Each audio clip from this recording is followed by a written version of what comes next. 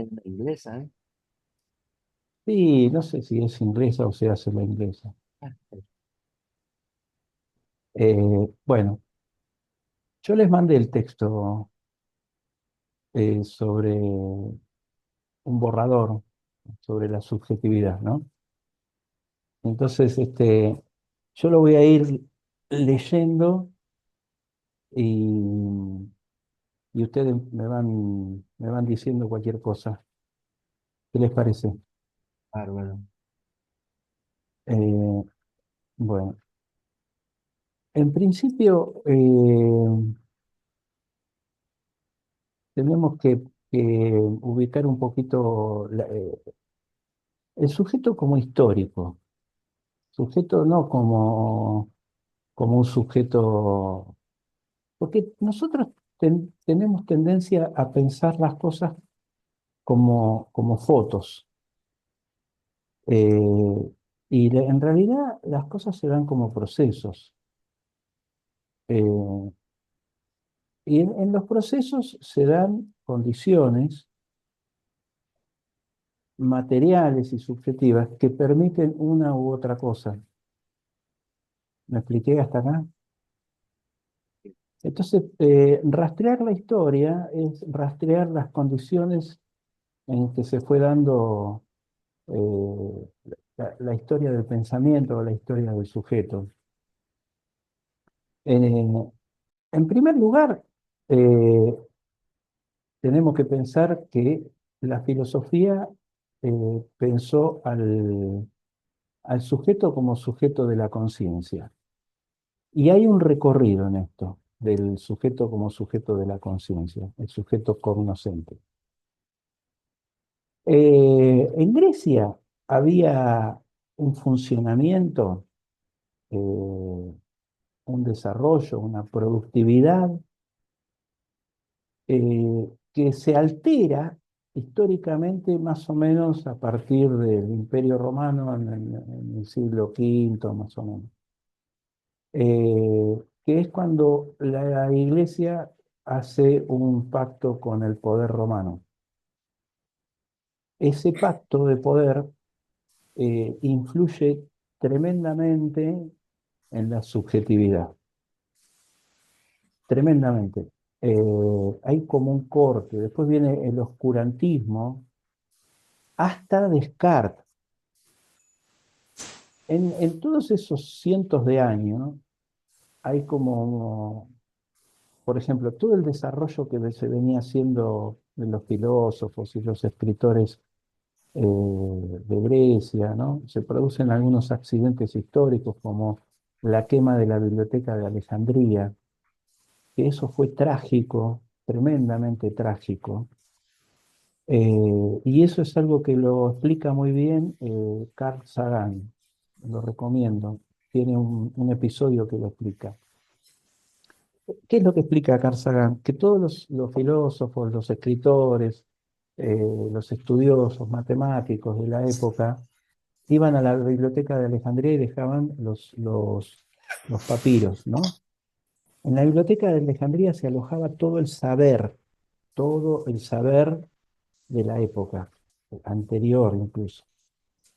Ahora, eh, el punto importante, y me parece que ahí lo podemos señalar como parte de la investigación, el sujeto y el otro, ¿no? El otro con minúscula y con mayúscula. El sujeto que piensa y el sujeto que es pensado. El sujeto pensado por un otro, que es inevitable, dice Lacan, ¿no? Es inevitable la alienación. Pero bueno, es alienación y separación. En algún momento tiene que producirse algo en cada sujeto. Las religiones de la época se estaban volviendo más fanáticas y entonces, mientras todos los filósofos, matemáticos, escritores estaban en la biblioteca, había poco intercambio con la población. La población iba evolucionando a una postura más religiosa, más fanática. Entonces, La idea era, bueno, acá en las reuniones religiosas está Dios, y si está Dios, Dios está acá, y acá tenemos que estar los que estamos con Dios, y por qué esos que están en la biblioteca no están acá con nosotros. Y así empezó a producirse un debate, es decir, pero estos están ahí, están metidos ahí, ¿qué están haciendo? No son de Dios, ¿por qué no se integran acá? ¿Por qué no vienen acá? Hasta que, bueno, surgió la idea de que eran sospechosos porque no estaban con Dios. Que no eran sospechosos porque no estaban en las reuniones de Dios. Y por lo tanto, si no estaban con Dios, estaban con el demonio. Y prendieron fuego la biblioteca. Esto fue trágico, porque todo el conocimiento que se había alcanzado hasta esa época desapareció. Bueno, ahí tenemos un punto. Otro punto es el Concilio Vaticano, el Concilio de Constantino. El Concilio de Constantino es más o menos por el año 500, en el siglo V. Constantino, bueno, ustedes saben que Jesús aparece como rebelde ante el imperio. Y no solo rebelde ante el imperio, rebelde ante la religión. Jesús aparece como un revolucionario, como un pensador que incluía al diferente, un pensador que se detenía cuando había alguien tirado en la calle, iba con todos los discípulos y decía, bueno, ¿por qué estás acá? Estoy enfermo, bueno, vení, sos parte de nosotros. Eh, un, digamos, un Jesús que un día va a la iglesia y ve que dentro de la iglesia armaron una kermés y él se enoja y dice, esto no es Dios, Dios no es el comercio. Entonces todos los sacerdotes que estaban ahí con puestos de feria lo, lo ven como irascible, como iracundo, como... ¿Y qué hace Jesús? Hace una revuelta, agarra todos los puestos de feria y los tira a la calle.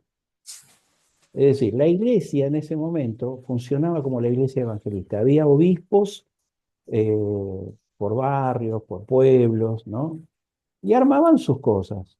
Y Jesús estaba con su idea, ¿no? Con su idea de Dios, de la misericordia, de la inclusión. Entonces, es un Jesús que se opone al poder, no solo del imperio, sino de los obispos.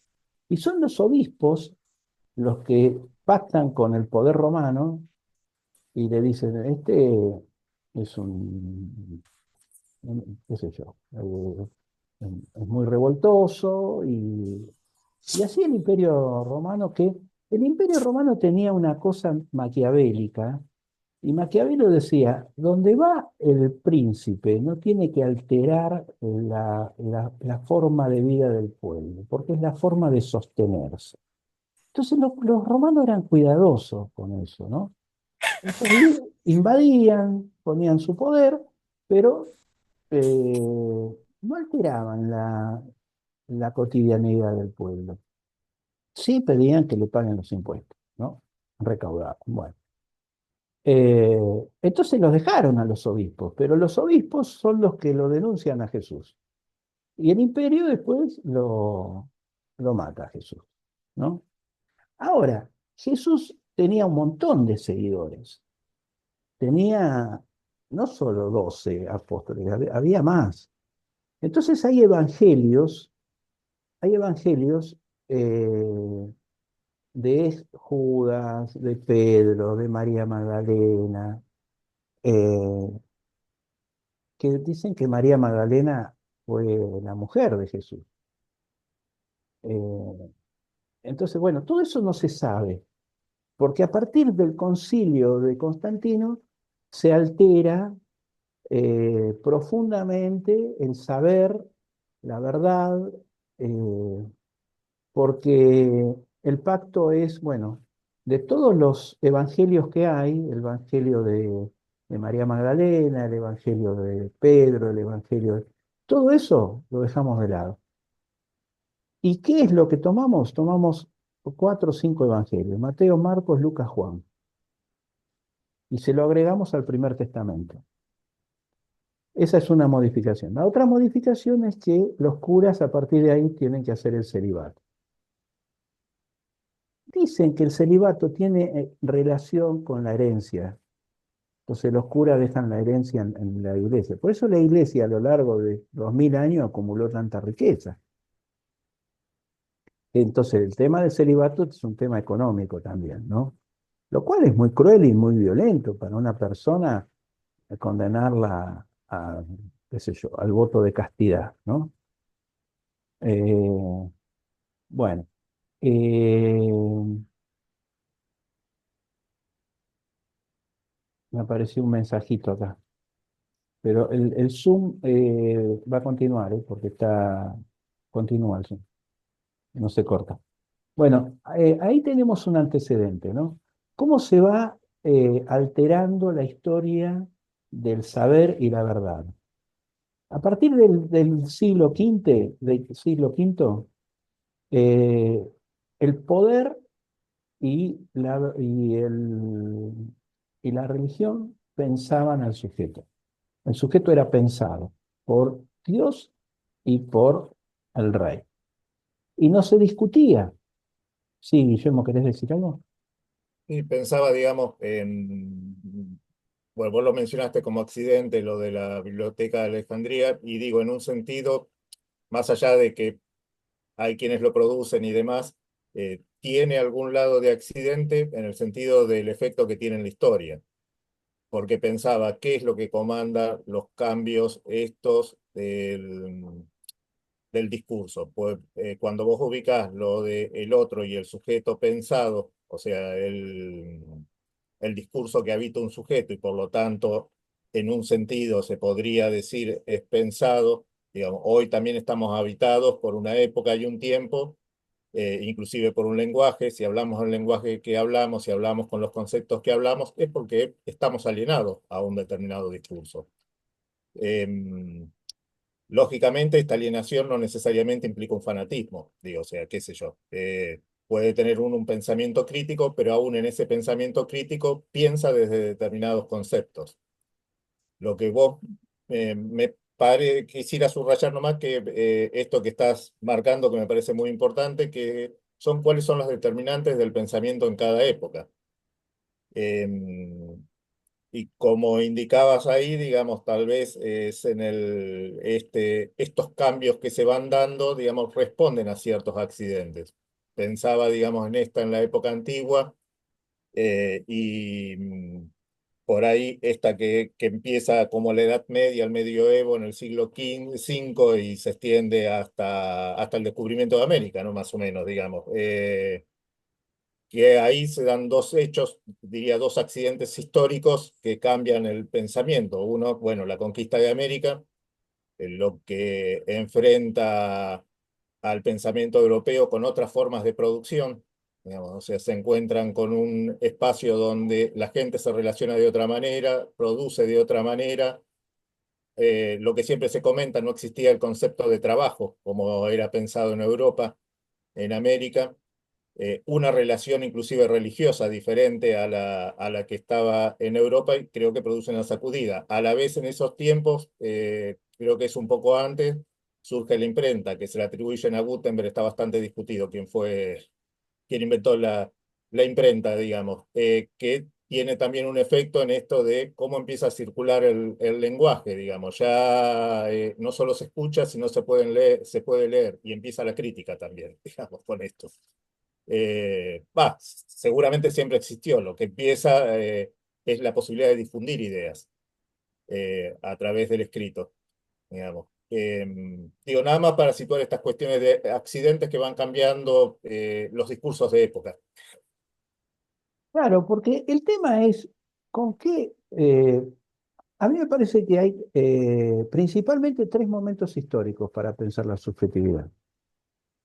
A partir de la Edad Media, tenemos un primer paso que da Descartes, un segundo paso importantísimo que da Hegel para pensar que incluso creo que a mi forma de ver influye en cómo pensamos la clínica, y que aporta mucho en cómo pensar la historia del pensamiento y por lo tanto la historia de la sociedad, Hegel. Entonces tenemos Descartes, primer, primer paso después de la Edad Media, Hegel, y después un paso importante que da Freud cuando introduce que no todo es conciencia y que es el inconsciente. Hay tres pasos importantes. Después podríamos agregar un paso más que es Lacan. Pero para poder pensar la subjetividad, tenemos que tener claro principalmente estas dos o tres, estos dos o tres autores, estos tres autores principalmente, eh, que han trabajado sobre la subjetividad. Eh, digamos, el sujeto era sujeto de la conciencia. El sujeto era sujeto de la conciencia hasta Freud. El sujeto de la conciencia piensa con los elementos, y esto lo dice Lacan, ¿no? El tesoro de los significantes. ¿Qué quiere decir el tesoro de los significantes? Es decir, todo lo que se acumuló, perdonen, pero yo trato de no centrarme en un lenguaje lacaniano solamente, porque me parece que para pensar hay que jugar con los conceptos, estirarlos, y poder decirlos desde otro discurso, con otras palabras. Entonces, a mí me parece que cuando Lacan habla del tesoro de los significantes, y que en la angustia falta un significante, es la ausencia de un significante lo que genera angustia, está diciendo, falta algo para manejar esa situación, un significante, bueno, un conocimiento, una idea. eh, el tesoro de los significantes puede ser la cultura en términos de discurso. Lacan lo piensa en términos de discurso, pero lo podemos pensar un poco más amplio, en discurso y en cultura. Hay un tesoro cultural. Y ese tesoro cultural está ahí para que nosotros nos apropiemos. El tesoro cultural es lo que se acumuló de saber sobre la realidad durante cientos de años. Ahora, te dejan pensar, te dejan participar de ese tesoro cultural, te transmiten. eh, Guillermo, a veces discutimos de esto, de que hay distintas culturas. Sí, es verdad, hay distintas culturas. Por ahí después de explicarlo vos, Guillermo, pero eh, están las culturas orientales, las culturas de cada región, los aborígenes. Ahora, el saber se va acumulando, el saber, ¿verdad? Se va acumulando. ¿Y qué te dejan ver? ¿Qué elementos te dan para que un sujeto piense? Ahí está la cuestión. ¿Quién Que es el que te deja o no te deja? Y mirá, las misas hasta el año 1960 se daban en latín. Entonces es un manejo del poder. Que todavía no estén publicados todos los seminarios de Lacan, porque el señor Miller los larga en cuentagota, porque es el negocio de él, porque hay un público cautivo, también es un manejo de poder sobre el saber. Ujú. Quemar una biblioteca no es solamente la biblioteca de Alejandría, lo hizo el fascismo y lo hizo la dictadura. Porque pensaba, digamos, hay quienes se ubican en posiciones donde direccionan o operan dentro del discurso eh, para pensarlo más, o por lo menos la idea que se me ocurre, es que no necesariamente son dioses todopoderosos que lo pueden crear. En última, son quienes están posicionados como para poder operar dentro de determinado discurso. Eh, en relación a esto de la religiosidad, es cierto, vos marcabas esta cuestión de la anécdota esta de Jesús echando a los mercaderes. esto no es Dios, bueno, perdió la batalla, ¿no? Porque hoy Dios es el mercado, o el mercado es Dios. No, que el mercado ha sido endiosado. Ujú. Esto es, digamos, como valor supremo y sagrado, ¿no? Pero bueno, a eso vamos a llegar. ¿Cómo está la subjetividad de la época? Vamos pensando las variables históricas. Sí, Norma. No, buen día, ¿cómo les va? Buen día. Discúlpenme, pero bueno, tenía que dormir un poco porque, viste, no me fui de vacaciones, estoy detonada, la estoy laburando un montón, bueno, gracias al mercado y bueno. Eh, no, yo pensaba, digo, bueno, ¿no? A ver, que venimos del 24 de marzo, ¿no? Digo, hay algo que me parece inquietante, que es que en la época nuestra, cuando íbamos a la facultad, los que somos contemporáneos, la filosofía era súper importante, estudiábamos un montón de filosofía, y hay algo que me parece inquietante, que es esta cuestión de que, porque bueno, a mí me pasa porque yo atiendo chicos y adolescentes, y entonces como que uno ve que, por la memoria, ¿no? Porque yo pensaba en Antígona, o sea, Antígona, que es una tragedia, ella lo que quiere es que al hermano que había peleado en la guerra, había peleado por el rey, lo entierren, ¿no? No lo dejen en Camposanto. Y entonces pensaba en esto, ¿no? Que que si se pierde la memoria, y aparte, si no contamos con toda la información, fehaciente, porque no, porque retasean, porque en realidad esto de quemar los libros también es algo, de alguna manera, aunque es verdad, es también algo simbólico, ¿no? Porque, y metafórico, porque si vos no tenés todos los elementos, ¿no? Eh, es muy difícil, digo, los chicos a veces no tienen todos los elementos, porque hay gente que se encarga, porque yo creo que el poder lo que hace también es encargarse de retasear la información.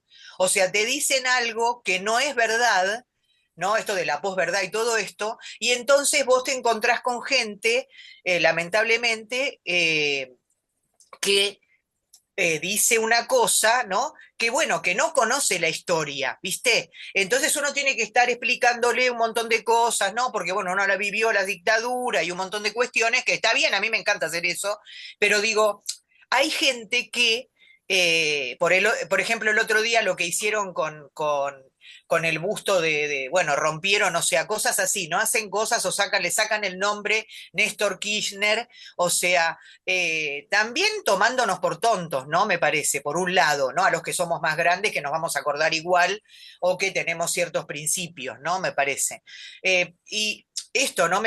A mí me parece que lo grave de todo lo que pasa con el poder es cuando nos quieren manipular la información. Por ejemplo, yo el otro día estaba escuchando un tipo, cosa que a mí me sorprendió porque yo no lo sabía. Vieron que hay gente que dice que a la gente del ERP o de Montoneros o qué sé yo, como que hay que eran que había una guerra y que bueno, que había dos bandos y entonces que no están presos. Y eso no es cierto.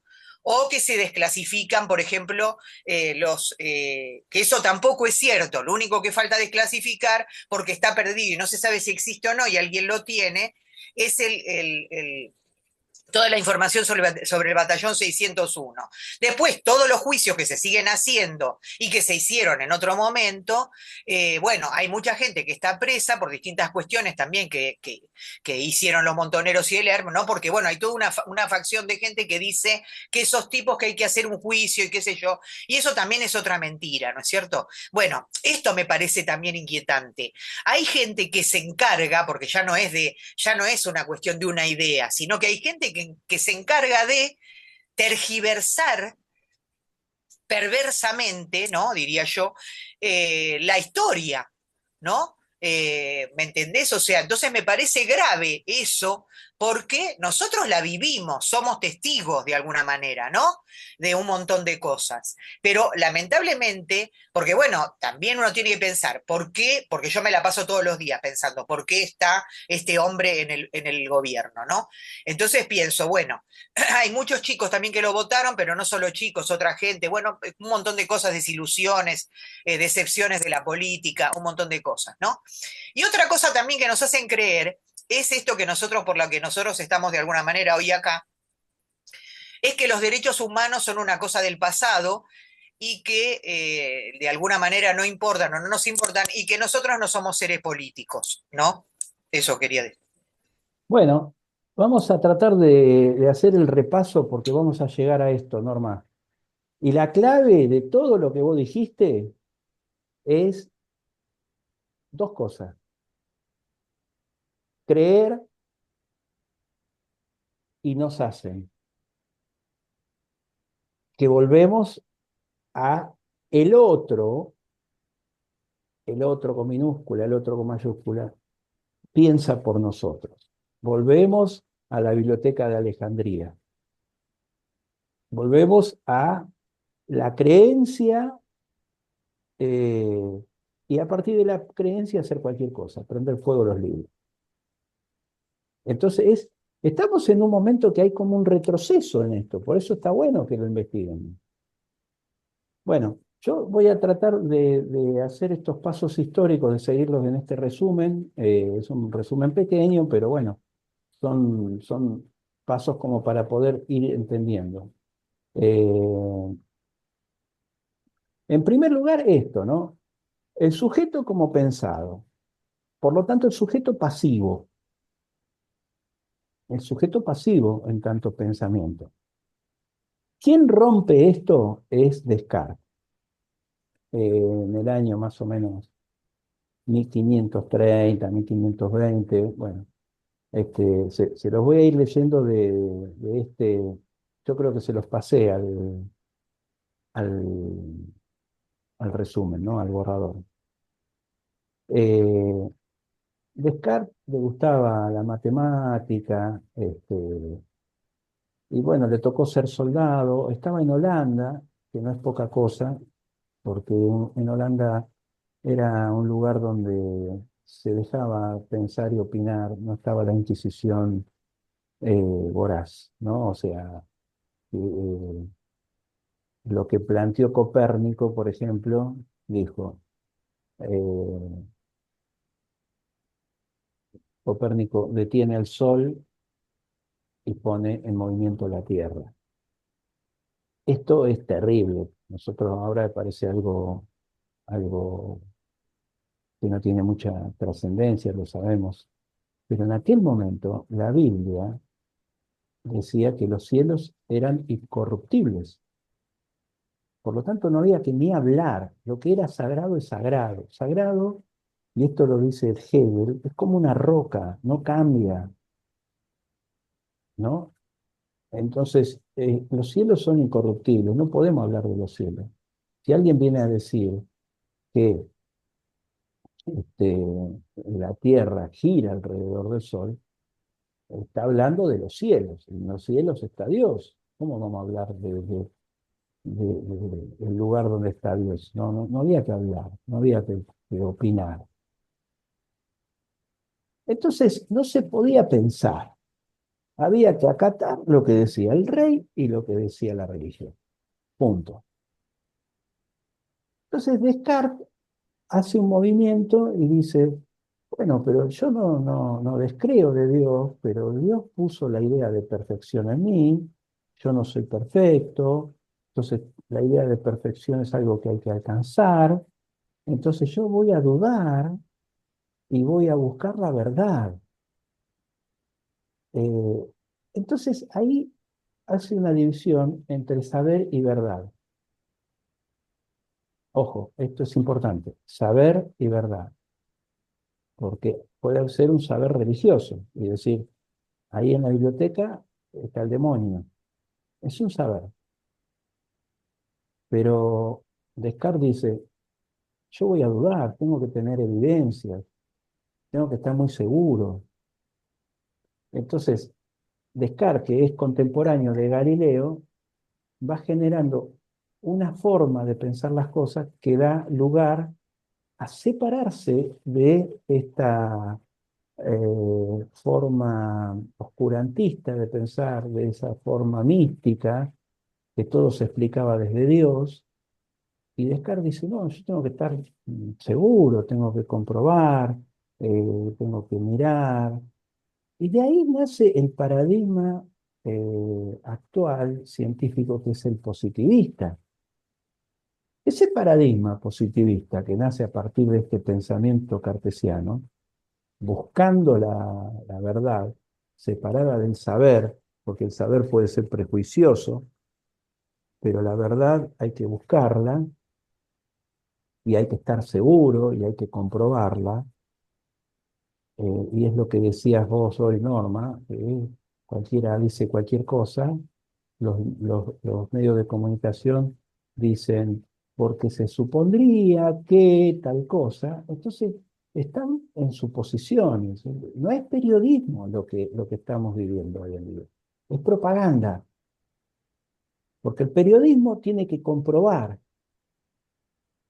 El periodismo se deformó de tal forma, de tal manera, que en España citan a Clarín por lo que está pasando acá. Y no es casual. Esto es un manejo de poder. Esto es como dar la misa en latín o como agarrar 5 evangelios y dejar los otros evangelios o como quemar la biblioteca. Es no dejarte pensar, no darte elementos para pensar. Entre paréntesis, ¿qué decían los otros evangelios? Y que cada uno se relacionaba con Dios, no hacía falta ir a la iglesia. Entonces, fíjese que la operación que hace el Concilio Vaticano, el Concilio de Constantino, es fortalecer el poder en una alianza del Imperio Romano con la Iglesia. Las decisiones que va tomando el poder es para fortalecerse. ¿Se entiende? Bueno, vamos a seguir con este recorrido.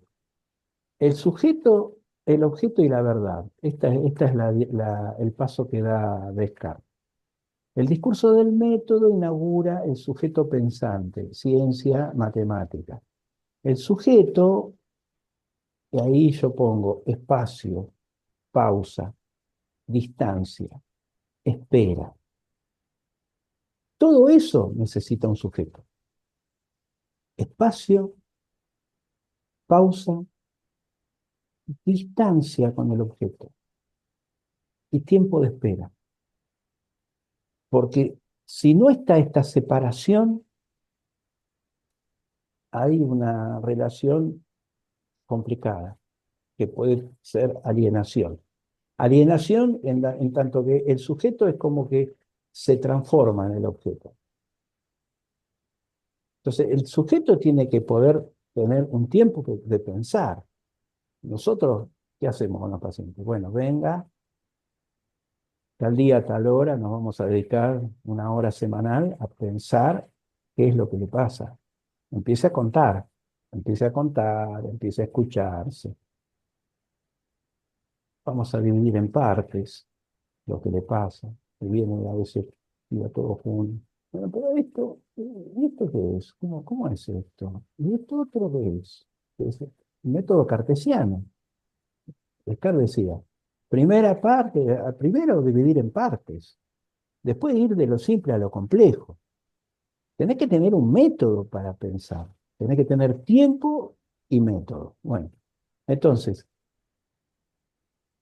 Descartes dice que a él le tocó estar solo en el invierno, está ahí aislado, porque bueno, la ciudad está sitiada, él se quedó dormido en una estufa, soñó, después se despierta y dice, yo tengo que diferenciar el sueño de la verdad, tengo que diferenciar lo que imagino de la verdad, pero a la vez este tiempo me permite pensar. Bueno, todo esto lo introduce Descartes. El tiempo, la pausa, la espera y la búsqueda de la verdad. con un método, ¿no? Y una de las cosas del método es dudar, no tomar como verdad cualquier cosa que se dice. Fíjense, estamos hablando de Descartes, y si uno lo compara a cómo funcionan los medios hoy en día, que establecen verdades caprichosas, que no están fundamentadas, o que se fundamentan en opiniones. Esto no es ciencia, esto es opinología, creencia, religión, prejuicios o manejos de poder. Por eso es importante volver a Descartes. Bueno, segundo, eh, voy a leer una parte del discurso del método. Dice, creí que me bastarían los 4 siguientes supuestos que tomase una firme y constante resolución de no dejar de observarlos una vez para siempre. Primero, búsqueda de la verdad sin precipitarse y dudar. Fue el primero no admitir como verdadera cosa alguna, como no supiese con evidencia que lo es. Es decir, evitar cuidadosamente la precipitación y la prevención y no comprender en mis juicios nada más que lo que se presentase tan claro y distinto a mi espíritu, que no hubiese ninguna ocasión de ponerlo en duda. O sea, separar, claro y distinto. Hay algo que tiene que estar separado, distinto y claro, ¿no? Dividir en parte. El segundo, dividir cada una de las dificultades que examinaré en cuantas partes fuera posible y en cuantas requiriese su mejor solución. Tercero, de lo simple a lo complejo. El tercero, conducir ordenadamente mis pensamientos, empezando por los objetos más simples y más fáciles de conocer, para ir ascendiendo poco a poco, gradualmente, hasta el conocimiento de los más com- compuestos. E incluso suponiendo un orden entre lo que no se preceden naturalmente. Y el último, hacer en todos un recuento tan integral, unas revisiones tan generales que llegase a estar seguro de no omitir nada. Bueno, entonces el sujeto identifica, circunscribe un objeto, lo distingue clara y distintamente. Bueno, después hago ahí un aporte de Galileo, que ya más o menos lo habíamos hablado, ¿no? Galileo en esa época está eh, descubriendo el telescopio, entonces observa el movimiento de los planetas. Bueno, todo eso da paso entre Galileo y Descartes, da paso a dos cosas importantes. A los 100 años de Descartes se produce la Revolución Francesa. Y después de Descartes y de Galileo se produce el paradigma positivista científico que tenemos hoy en día. Entonces, es importante el paradigma positivista como lo tenemos hoy en día, porque es poder salir del oscurantismo místico y religioso. ¿Me siguen hasta acá? Está bien. Bueno, podríamos seguir con Hegel. eh, Voy a decir 2 o 3 cosas, pero estoy muy interesado en incorporar el texto este de Freud, así que lo voy a decir más o menos rápido porque lo habíamos hablado. Yo pongo así un punteo, yo les mostré el otro día los textos que se puede seguir a Hegel, ¿no? Uno es Fenomenología del Espíritu, que está trabajado con Alexander Koyev, que se los mostré, en la idea, la dialéctica de lo real y la idea de la muerte. Después también las lecciones que da Hegel, que es la introducción a la historia de la filosofía, y eso es muy, muy claro para entender a Hegel. Eh, Les voy a hacer un punteo del resumen este que les dije el otro día. Eh, lo humano, diferencia lo humano y lo animal, o sea, lo natural. El pensamiento. ¿Qué distingue al ser humano? Todo lo que es humano lo es solamente porque el pensamiento está activo en ella, en ello. En tanto, se es humano, se es por el pensamiento. El pensamiento es la sustancia del espíritu. Por lo tanto, el ser humano tiene pensamiento que es igual a decir que el humano tiene espíritu. Segunda distinción, el pensamiento y la cosa, la palabra y la cosa. Separación es igual a sujeto. El pensamiento es distinto de la inmediatez de los sentidos. O sea, no es una cuestión refleja, ¿no? Como estímulo-respuesta. No, hay algo en el medio. Eh, no es la percepción de la cosa. Porque la gente dice, no, porque pasó tal cosa, entonces por eso me pasa a mí esto. Y no es una relación directa, hay un sujeto en el medio.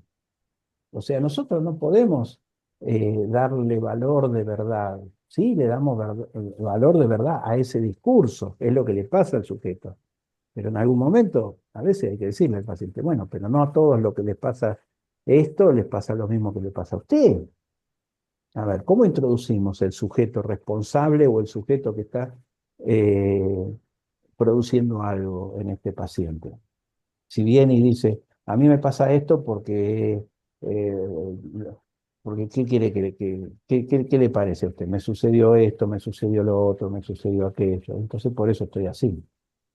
Bueno, eso, si nosotros lo tomamos así, si no lo dialectizamos, es solidario con que venga un médico y le diga, bueno, esto se resuelve tomando Alplax.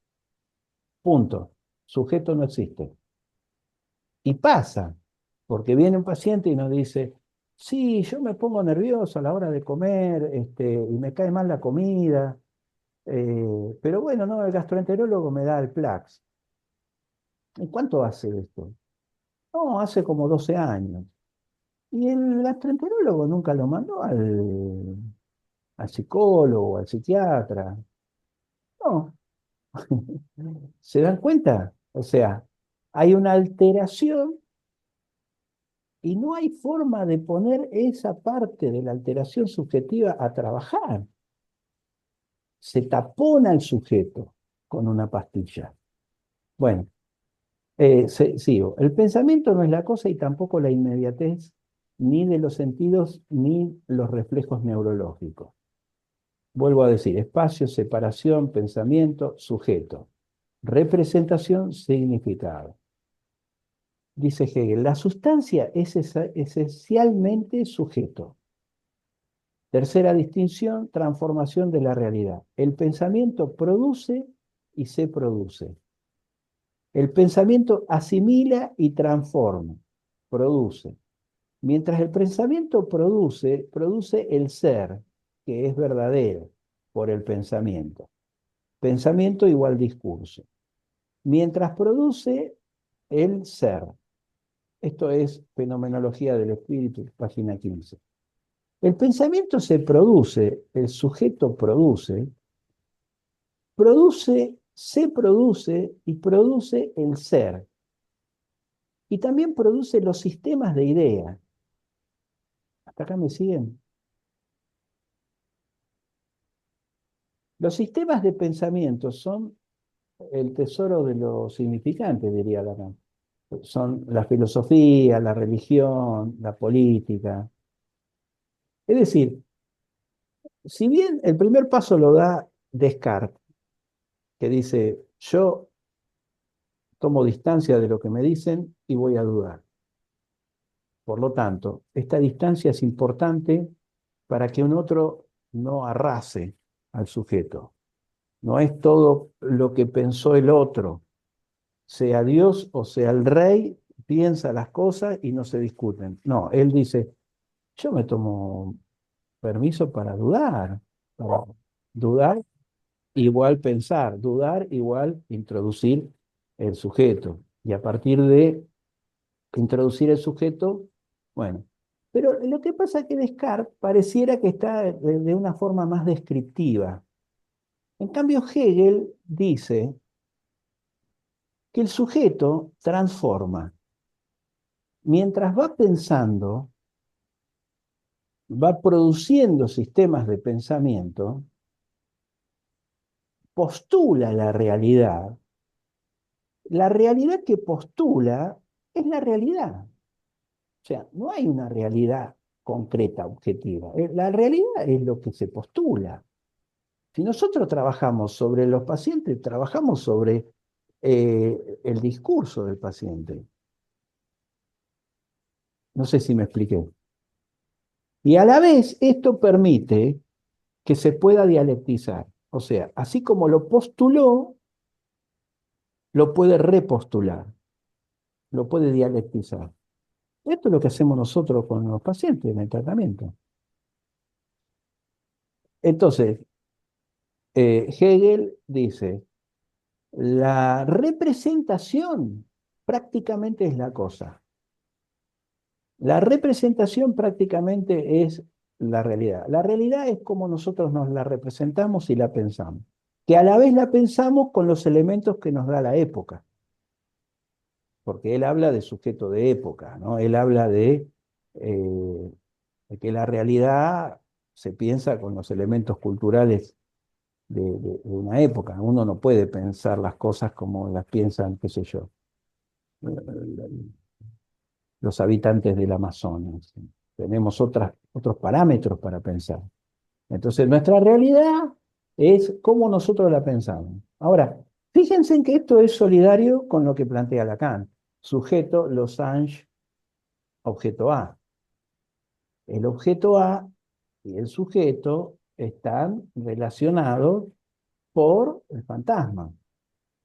Esto es lo que plantea Jorge Alemán. Dice, la ideología es una extensión del concepto de fantasma. Por lo tanto, la gente piensa en forma fantasmática la realidad. Y esto me parece que lo explotan los medios de comunicación. Sigo un poquito más con Hegel. El pensamiento se produce, el sujeto produce, y produce el ser y los sistemas de ideas. El pensamiento postula la realidad. El pensamiento produce y postula la realidad tanto exterior, o sea, la naturaleza, como el ser mismo. El pensamiento postula al yo. La representación es la esencia de la cosa. La representación es el objeto mismo. Es como, bueno, sabemos que no es el objeto mismo, pero en el sujeto lo que hay es la representación de los objetos. La representación es la esencia del objeto, es el objeto mismo. Quinta distinción. Además de postularse como ser, construye los sistemas de pensamiento, filosofía, arte, religión. Construye disciplinas de pensamiento. Estos sistemas de pensamiento son la subjetividad de una época. Son sistemas de pensamiento que permiten pensar la realidad de una época desde donde pensar la realidad que nos rodea. El pensamiento activo va realizando una arquitectura de los sistemas de ideas, el Estado, la política. Sexta distinción. El pensamiento produce la filosofía. Pasa del pensamiento de cada uno al pensamiento de una comunidad, una cultura, una época.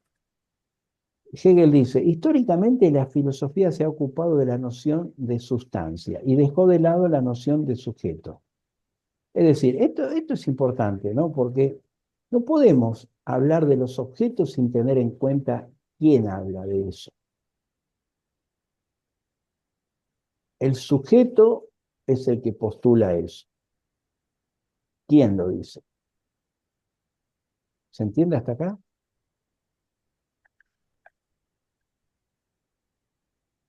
Bueno, no quiero extenderme mucho. Hay un poco más que está en el punteo.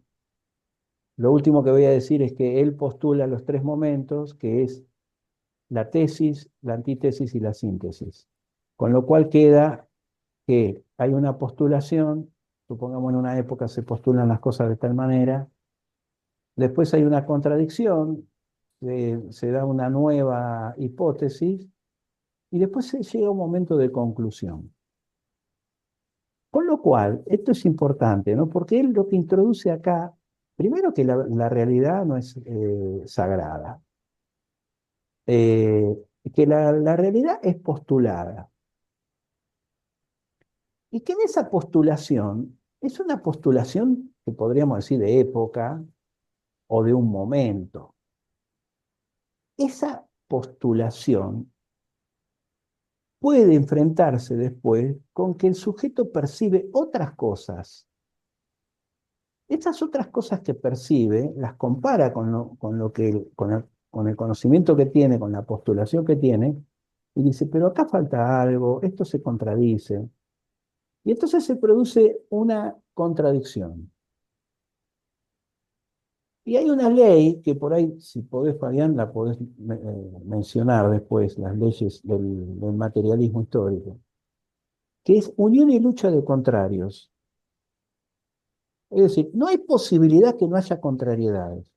Y esto me parece que a veces también tiene un valor clínico, ¿no? Porque los pacientes hablan de las contrariedades como que son gran problema.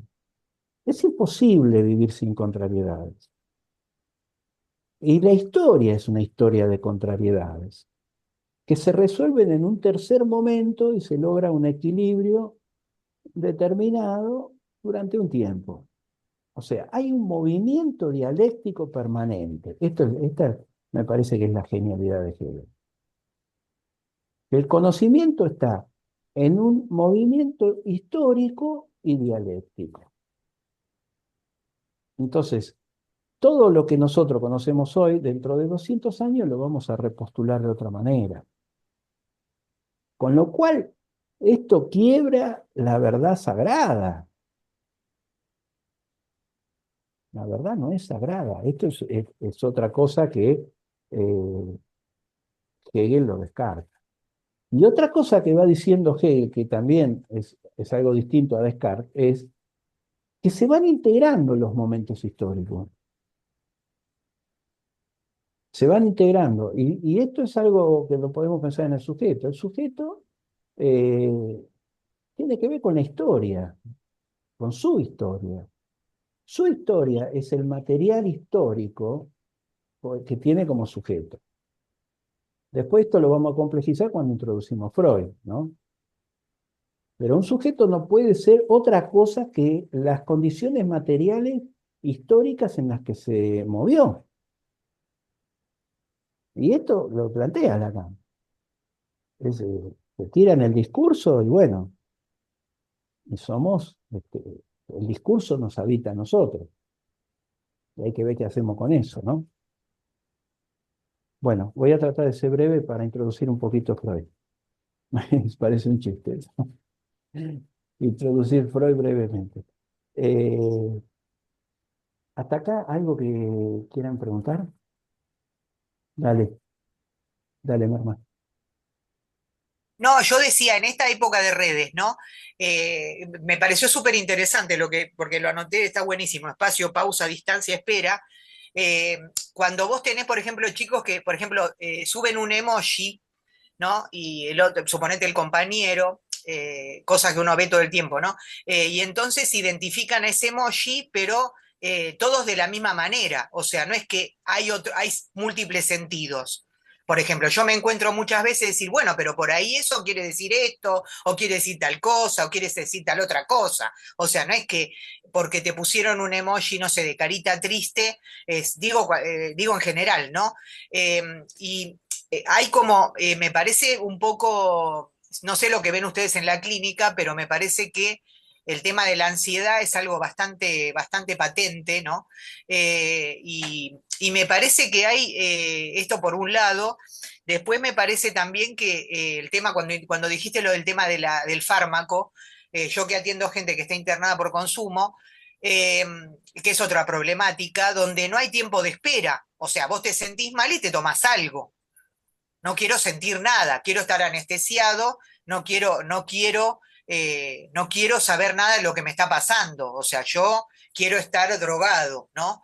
Y entonces ahí hay, porque eso también, yo a veces le digo a los pacientes, bueno, mira, a ver, vivimos en un sistema capitalista, ¿no? No es que a vos se te ocurrió estar drogado solamente por lo que te pasó en tu vida. También hay un sistema que te induce a consumir, porque somos consumidores. Entonces hay un plan también, ¿no es cierto? Que uno también puede romper. Entonces miran así como diciendo, viste, como ¿En serio? ¿Qué sé yo? Pero bueno, ¿no? Cada vez uno ve más droga, distintos tipos de droga, lo que pasa con el fentanilo, por ejemplo, en Estados Unidos, que es terrible. Hay fentanilo sintético, y bueno, nada, se me ocurren un montón de películas que después se las voy a decir al final, que tiene que ver con esto, cuando dijiste la sustancia, que tiene mucho que ver con esto, ¿no? Me parece que no hay ni tiempo de espera, ni distancia. A veces, muchas veces me pasa a mí en la clínica que me la paso hablando de duelos. A la gente le cuesta mucho hacer duelos.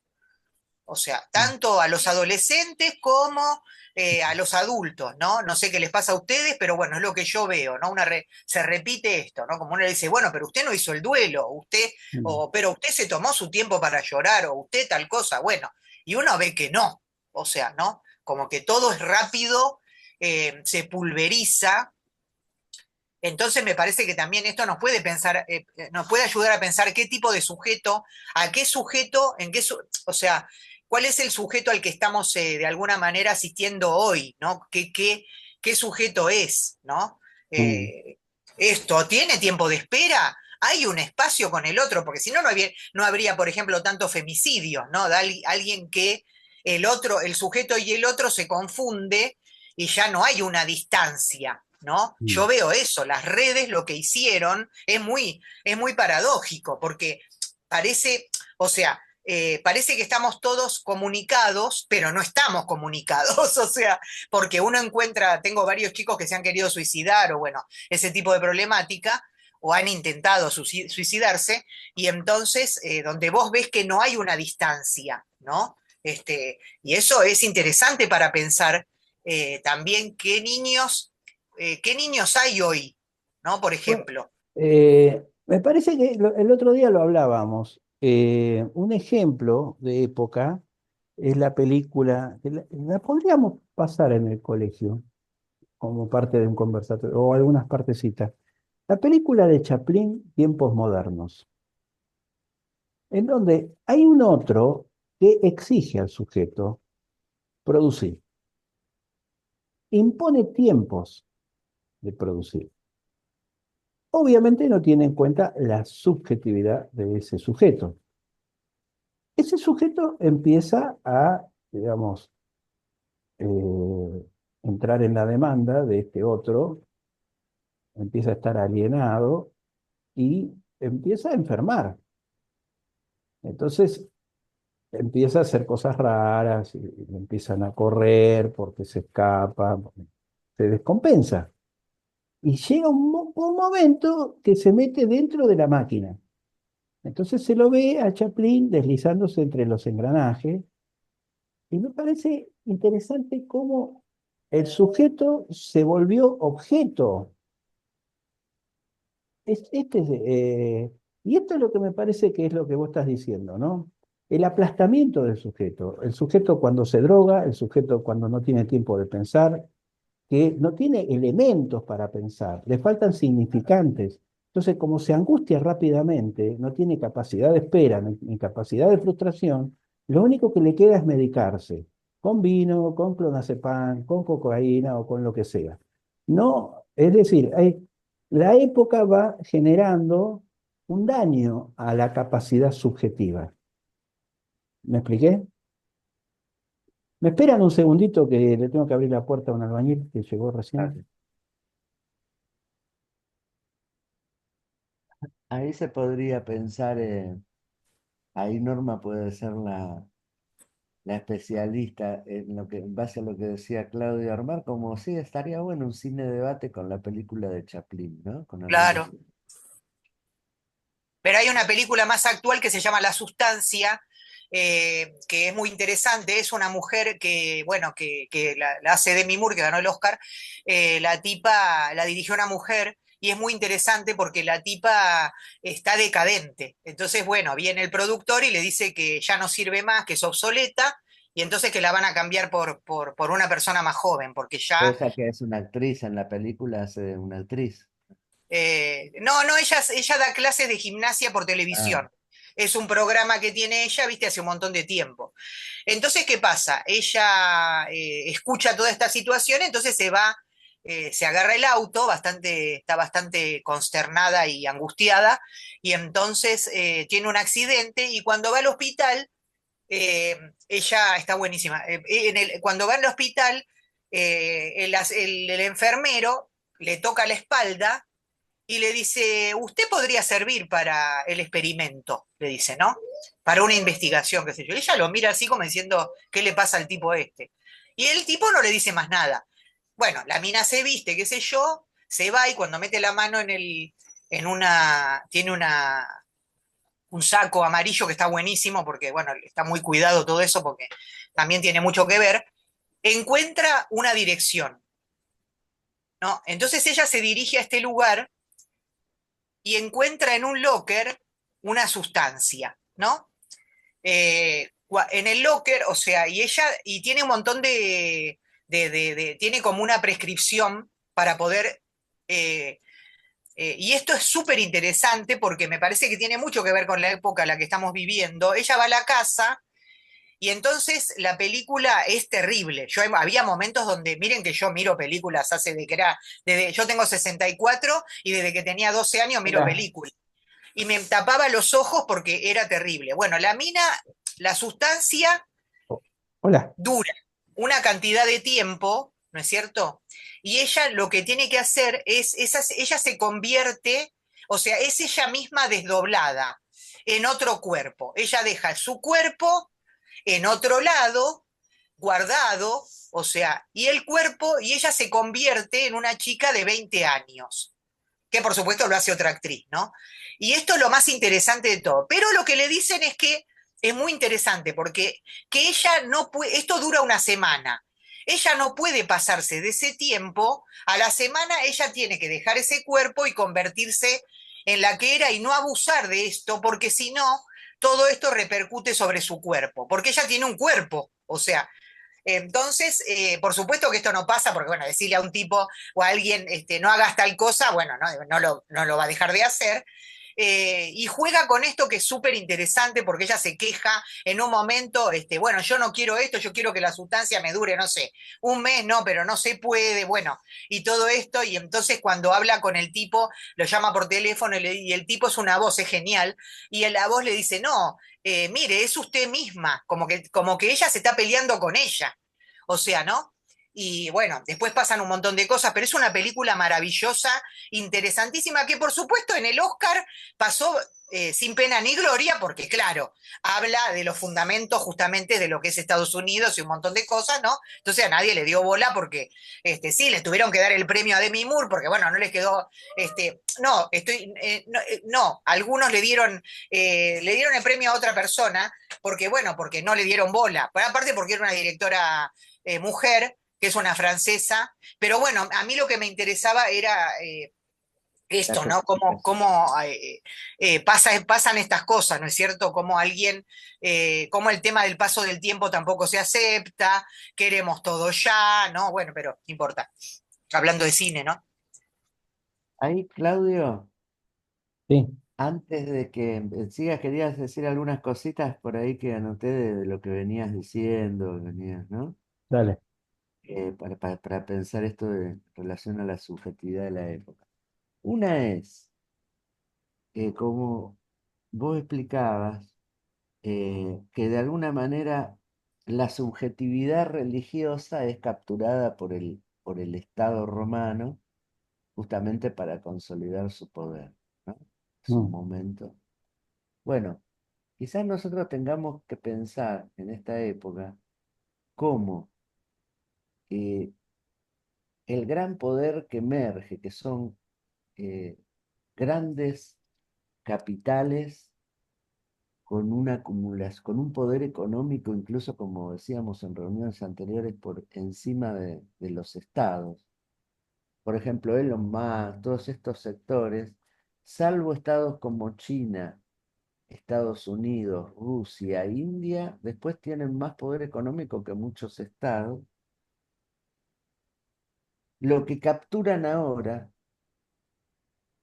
son los medios, como una manera, o sea, a través de los medios capturar la subjetividad de la época. Con lo cual nosotros tenemos que, a mí me parece, pensar que lo que nosotros criticamos de los medios y del desarrollo técnico no es tanto la materialidad en sí, sino el uso que se le hace. Mm. Porque estos medios podrían muy bien facilitar el espacio para el pensar, para el pensamiento crítico, ¿no? De hecho, nosotros estamos en un medio que nos permite pensar, que es esto de las videollamadas, que no. Mm. Por lo menos yo vengo de la época que había un solo teléfono en el barrio, ibas, hacías la cola, le pagabas al dueño. Bueno, después, es interesante lo que decía, me parece, eh, Norma, de Antígona, también es muy interesante pensarlo, porque ahí, y esto tiene que ver con lo que vos decías de Hegel, se da algo distinto a la biblioteca de Alejandría.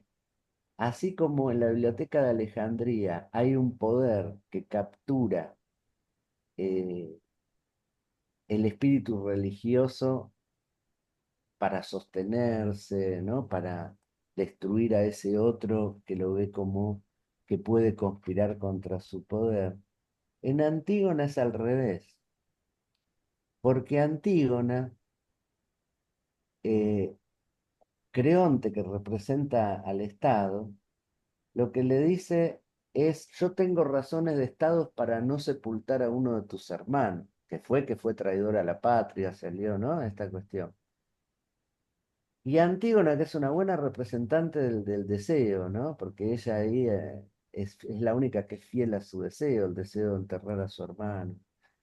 Lo que le plantea es, dice, bueno, a las razones de Estado tuya, yo le opongo las razones de Dios, ¿no? Cuando le explica por qué, ¿no? ¿Por qué? Justamente por esa... Es decir, esto habla de la dialéctica también, ¿no? El tema no es tanto el sistema de pensamiento en sí, por sí solo, sino que tenemos que estar atentos a cómo se articula al servicio del poder o no. De hecho, la religión en nuestra América ha cumplido un papel al servicio de la liberación en general, ¿no? Qué sé yo, el movimiento de los curas del tercer mundo, esta cuestión. Y después, una cosita más, bueno, lo mismo lo del Alplax, es decir, la materialidad que está ahí atrás, el poder económico que sostiene esta subjetividad, ¿no? Porque en la medida en que la subjetividad sea cuando yo tengo un malestar anímico, tengo que encontrar una pastilla para taparlo, hay un interés económico, que es el interés de los grandes laboratorios atrás. El psiquiatra, de alguna manera, sin saberlo a veces, o a veces sí, sostiene la reproducción de ese poder. Y después otra cuestión que a mí me parece que está bueno esta serie que vos has hecho entre Descartes, Hegel y el psicoanálisis, y también pensando esto que vos decías del objeto A, el Losange, sí me parece que ahí el psicoanálisis eh, hace una diferencia abismal, porque mientras entre el sujeto y el objeto, la filosofía siempre tiene esa ilusión de que quede todo, que esas son articulables, es decir, que encajen perfectamente. El Losange del psicoanálisis lo que muestra es que yo puedo articular algo, aunque no sea articulable, en donde queda un resto, en donde algo, ¿no? Ahí hay un paso, no, pero está bueno porque se va, como decía vos, apuntalando en, en la historia de la filosofía, pero en algún punto la niega también, ¿no? Mm. Pero bueno, lo más importante es eso, cómo esto, cuando vamos leyendo, vamos pensando la subjetividad hoy. Yo creo que hoy es esta cuestión entre eh, el gran poder son los capitales que incluso se quieren llevar por delante los estados, o muchas cosas de los estados, o usarlos plenamente, no como un lugar de negociación, sino como un lugar, como una herramienta propia, y la manera de capturar la subjetividad para lograr eso es la utilización de los medios. Ya no es más tanto el pensamiento religioso como, ¿no?, la utilización. Bueno, Por lo menos lo pienso, no digo que sea así no, pero para pensarlo. a mí me parece que esto lo tenés que tomar cuando hables de Marx. Hola, ¿se Sí, sí. escucha? Porque Marx plantea que la subjetividad de una época está en relación al poder económico, a los medios de producción. Y vos fíjate que hoy en día, eh, si hay algo que produce el neoliberalismo, es subjetividad. Y los medios de comunicación están en manos de grandes corporaciones. BlackRock es el dueño de Clarín y Canal 13, y también es el dueño de Pfizer. Entonces, en la época de pandemia, Clarín, Canal 13 decían, ¿por qué van a buscar las vacunas a Rusia y no compran la Pfizer? O sea, Clarín es el portavoz de BlackRock. Y esto es interesante, si vos lo podés tomar como cómo se produce la subjetividad y quiénes la producen. Son -5. Yo voy a dar 5 puntos, 4 puntos de Freud, del artículo, y después charlamos un poquito y ya nos encaminamos para la próxima. ¿Qué les parece? Bueno, el artículo, traten de leerlo. Es un artículo, bueno, Freud siempre hay que leerlo, ¿no? Es recomendable. Es un maestro, es un tipo que se esfuerza para, para que se entienda lo que dice. Imagínense que él no tenía, él estaba empezando, así que la forma de difundir era con los libros, además era un muy buen escritor. Entonces él le habla a la gente, él no, Discúlpame, está en el WhatsApp, lo enviaste al WhatsApp, ¿no? Para que sepan sí, todos si lo quieren escribir. sí, sí. Yo voy a dar 4 puntos de esto. Se llama Tratamiento por el Espíritu y habla de el paradigma positivista, o sea, cómo la medicina, él encuentra que la medicina en el momento en que él está trabajando no le presta atención a lo que habla alguien, a lo que habla el sujeto. Y tiene una frase acá, eh, em, que dice que dejaron, eh, dice, todos estos propuestos descubrimientos concernían a lo corporal del hombre y así a raíz de una incorrecta pero comprensible orientación del juicio, los médicos restringieron su interés a lo corporal y dejaron a los filósofos, a quienes despreciaban, que se ocupen de lo anímico. Esto es el desprecio del sujeto. Esta es la desvalorización del sujeto. Entonces, una cosa que plantea en este artículo es el paradigma positivista y el sujeto cómo está dentro de este paradigma. Nosotros, como psicoanalistas, tenemos que tener en cuenta los problemas que estamos dentro de un paradigma positivista, pero también tener en cuenta que puede ser peor, que podemos ir a un paradigma místico, porque nosotros el paradigma positivista fue la respuesta al paradigma místico de 1500 años. Entonces, que el paradigma positivista no le dé lugar al sujeto, no quiere decir que nosotros tengamos que despreciar la medicina y el paradigma positivista. Tenemos que vernos con eso y cómo, en todo caso, el paradigma incorpore lo anímico y el sujeto. Bueno, entonces, otro punto que plantea este artículo es la relación recíproca entre el cuerpo y el alma, o sea, entre lo psíquico y el cuerpo. Otro punto que plantea este artículo es la palabra como efecto mágico. Eh, y otro punto es lo anímico como expectativa. Y esto es la expectativa de la realidad, la expectativa ante el otro con minúscula, la expectativa ante el otro con mayúscula. Y esto no es más ni menos que la transferencia. Y él dice, si el paciente va y cree que el médico lo va a curar, el médico le da pastillas de bicarbonato y se cura de una enfermedad terrible.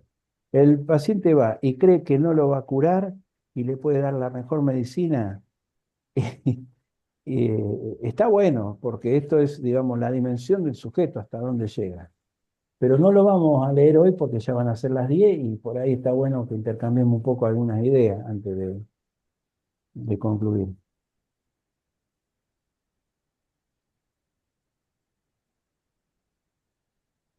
¿Qué les parece?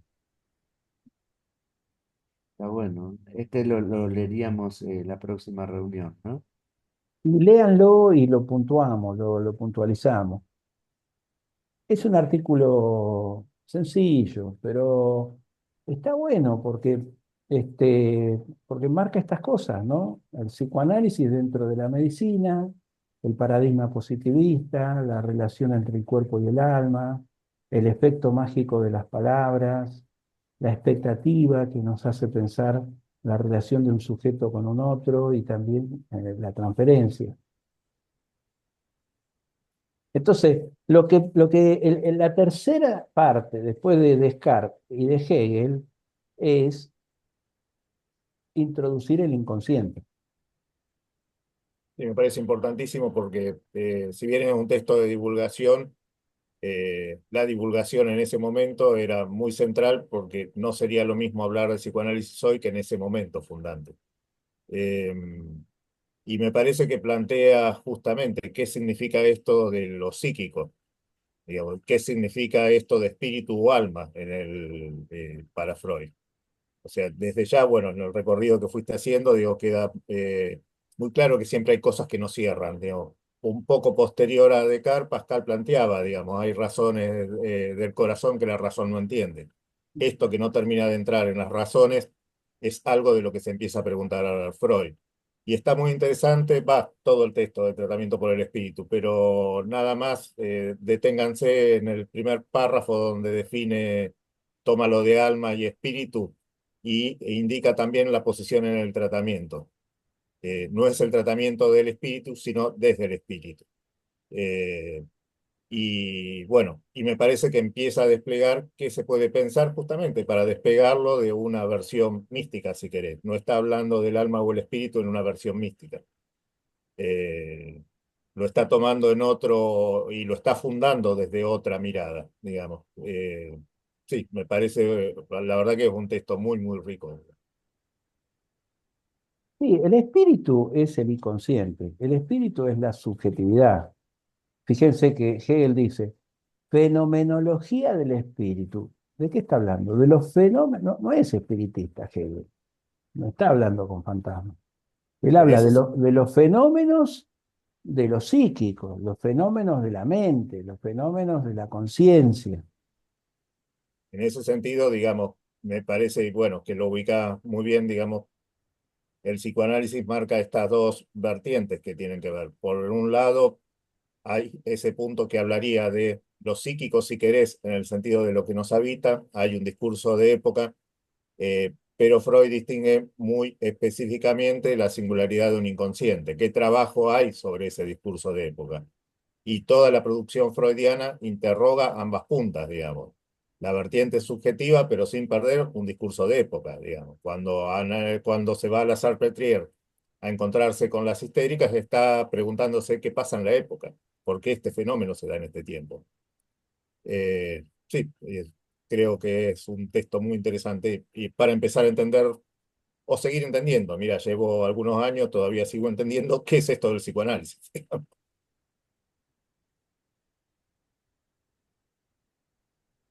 Sí, ¿qué es el psicoanálisis? ¿Qué es el sujeto? ¿Qué es la subjetividad?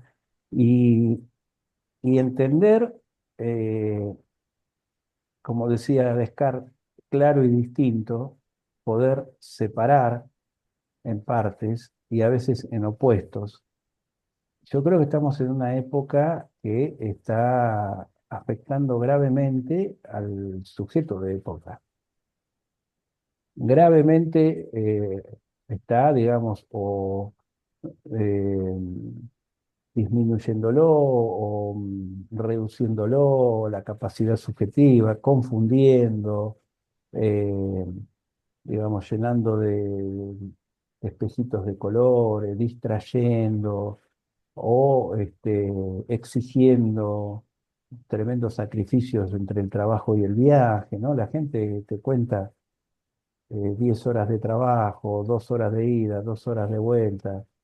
¿Cómo queda ese sujeto? A lo largo de un año, después se toma una semana de vacaciones, ¿cuánto vivió? Pasaron 4 años y vivió 4 semanas. ¿Y qué tiempo tiene de pensar? Entonces, es un sistema que tapa al sujeto y lo tapa de distintas formas, ¿no? Entre la alienación de las demandas sociales y después, como no tiene capacidad de elaborar una realidad complicada, ¿qué le queda? Anestesiarse.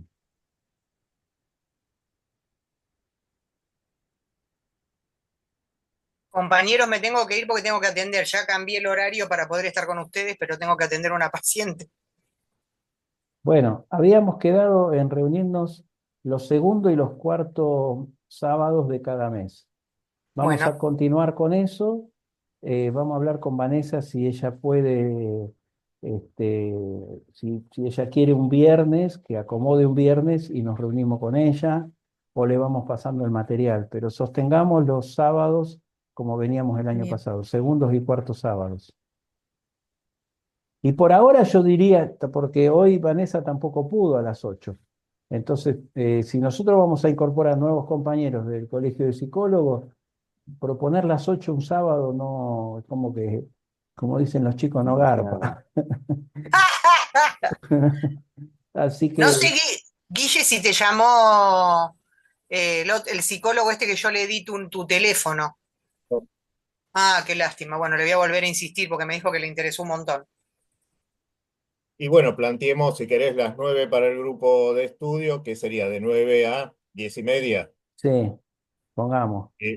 eh, a las 8 por ahí nos reunimos para las cuestiones de organización. Bueno, ¿quieren eso? 8:30, 8 y ¿no? Si media. vamos a... Hola, Lara, ¿cómo estás? Porque no te Hola, saludé. Norma, te saludo. Claro. Bueno, No, qué bueno, qué bueno. 8:30, 12 sería. sí, sábado 12 de abril, igual lo vamos a poner ahí en el grupo. Sábado 12 de abril, 8:30 a 9 más o menos, cuestiones de la comisión, y de 9 a 10:30 el grupo de estudio. Bueno, si pueden, vean, hay una serie que se llama Adolescencia, que es inglesa, que está buenísima, es súper interesante. Después hay una serie que empezó el jueves, que es Tomaron la Patagonia, de Harlan Coben, con todos actores argentinos, también súper interesante, que tiene como 6 capítulos. Hay una película en el cine que se llama Presencia, que es una película fantástica, de género fantástico, que también está muy interesante. Así que, bueno, nada, vayan al cine, que hay cosas muy interesantes para ver. Y este año en el San Martín va a estar, ¿cómo se llama este tipo? Bueno, van a ser, creo que Ricardo III o Enrique VIII, no me acuerdo, pero bueno, eso está bueno. Podríamos ir todos juntos al teatro, o sea, Estaría bueno, Yo sabes estaría que vi bueno. una obra de teatro que está muy buena, se las recomiendo. Se llama Una, y está en Timbre 4 ahí en Boedo. Es muy interesante, ¿no? Porque justamente tiene que ver eh, con esto de la subjetividad, digamos, ¿no? De que, de las distintas imágenes de las cuales se va como alienando a una persona. Muy interesante esa obra. Viste, Bien. Norma, no tengo el repertorio que tenés vos, pero alguna puedo sugerir. Bueno, no, cumpla. yo soy una curiosa y veo un montón de cosas, entonces, viste, voy hasta Sí. 2 veces por semana, o sea, al cine por ahí voy sábado y domingo. Ah, Sí, me encanta. Bueno, les mando un beso grandote. Chao. Bueno, dale. nos Chao. vemos. Chao. Gente, Hasta la Chao, próxima. saludos. Nos vemos. Chao, chao.